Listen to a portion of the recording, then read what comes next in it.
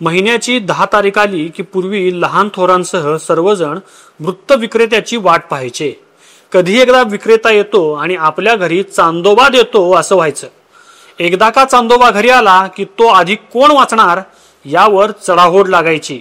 मुलांचा तर चांदोबा म्हणजे जीव की प्राण. त्यातील कथा, पौराणिक गोष्टी, विक्रम वेताळ, चित्रकथा इतके आखीव रेखीव असायचे की विचारायची सोय नाही. एकदा हातात घेतलेला अंक संपल्याशिवाय कोणीच खाली ठेवायचं नाही.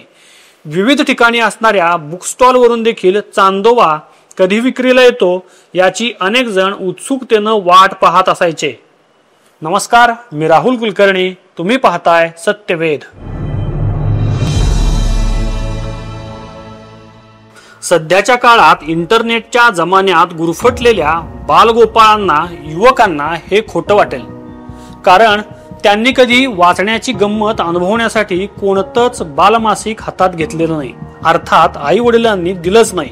त्यामुळंच आता केवळ हाताच्या बोटावर मोजता येतील एवढीच बालमासिक शिल्लक राहिलीत.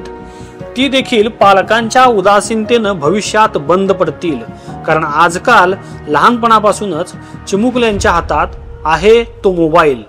मूल रडू लागलं की त्याला शांत करण्यासाठी आता कोणी गोष्टी सांगत नाही, तर कार्टून लावून त्याच्या हातात मोबाईल दिला जातो. पूर्वीची पिढी चांदोबाच्या गोष्टीवर पोचली आहे असं म्हटलं तर ते चुकीचं ठरणार नाही. सध्या मुलांच्या मनोरंजनाच्या संकल्पना बदलल्या आहेत. मोबाईल गेम्स, टीव्हीवरील कार्टून्स, चॅनेल्स, इंटरनेट अशा अनेक बाबींच्या जाळ्यात लहान मुलं सापडली आहेत. पण पूर्वीच्या काळी या सगळ्या सुविधा नसताना मुलांना मैदानी खेळांसोबत वाचन हेच मनोरंजनाचं साधन होतं. त्या काळी प्रामुख्यानं गोष्टींच्या कथा वाचल्या जायच्या. मुलांनो, तुम्हाला वाचायला काय आवडतं असा प्रश्न विचारल्यास चांदोबा हे नाव हमखास अनेक मुलांच्या तोंडी यायचं. हल्ली हा प्रश्न विचारला तर मुलं प्रश्न विचारणाऱ्याकडेच काय मूर्ख लेखाच आहे या नजरेनं पाहतात. सध्या तर अनेक मासिकच धडाधड बंद पडतायत. त्याचं फारसं कोणाला काही वाटत नाही. पण जेव्हा संपादक आणि प्रकाशकांनी चांदोबाचं प्रकाशन थांबविण्याचा निर्णय घेतला आणि चांदोबा बुक स्टॉलवर किंवा विक्रेत्यांच्या मार्फत घरोघरी जायचा बंद झाला, तेव्हा अनेकांच्या मनात आपल्या घरातलाच मार्गदर्शक किंवा मित्र हरवला हीच भावना होती.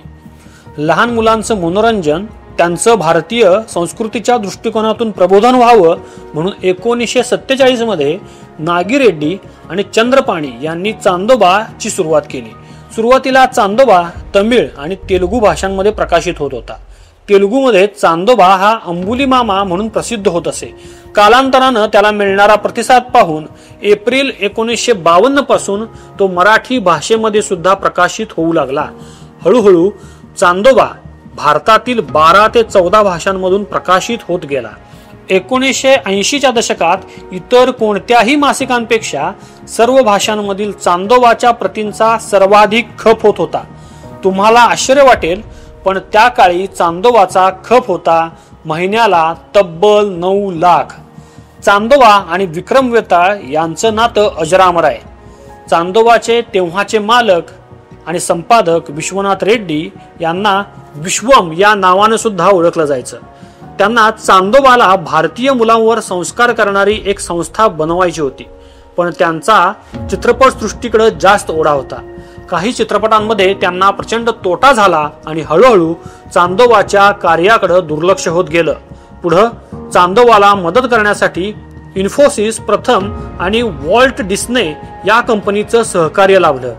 त्यामुळं काही वर्ष बरी गेली आणि नंतर मात्र प्रचंड तोटा होत गेला आणि चांदोबा बंद पडला. चांदोबा हातात आला की सर्वप्रथम लक्ष जायचं त्यामध्ये रेखाटलेल्या चित्रांवर.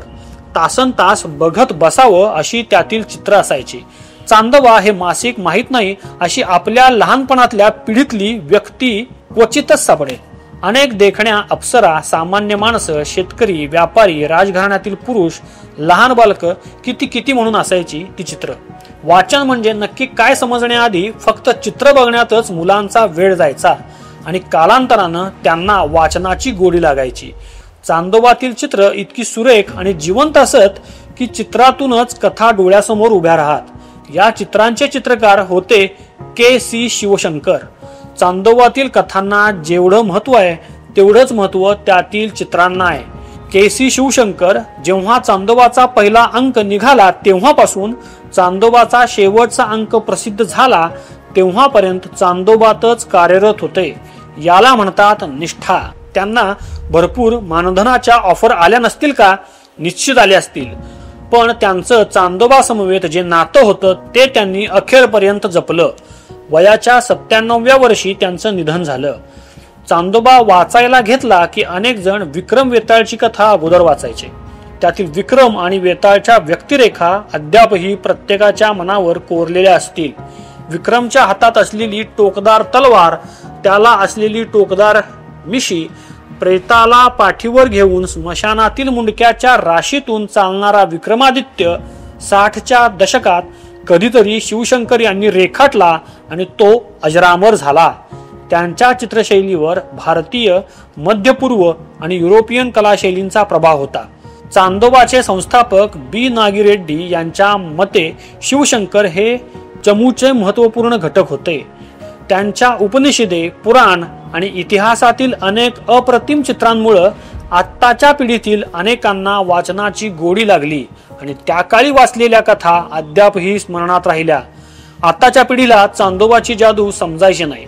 त्या काळी आमच्या घरी चांदोबा येतो असं सांगायला अभिमान वाटायचा. ते दिवस वेगळेच होते. आता PDF स्वरूपात चांदोबा इंटरनेटवर उपलब्ध करण्यात आलाय, पण गादीवर किंवा खुर्चीवर किंवा अंगणात बसून चांदोबा हातात घेऊन एका मागोमाग एक पानं उलटून वाचण्यात जी मजा होती ती PDF आवृत्तीमध्ये नाही. पण ज्यांना चांदोबा म्हणजे काय जादू होती याची सुतराम कल्पना नाही, त्यांनी दुधाची तहान ताकावर भागवायला हरकत नाही. खरंच ज्यांची पिढी चांदोबा वाचत वाचत मोठी झाली त्यांना नशीबवानच म्हणायला हवं. तुम्हाला हा विषय कसा वाटला ते कमेंटमध्ये लिहा आणि सत्यवेद चॅनेलला लाईक, शेअर आणि सबस्क्राईब करायला विसरू नका. पुन्हा भेटूच पुढचा विषय घेऊन. तोपर्यंत नमस्कार.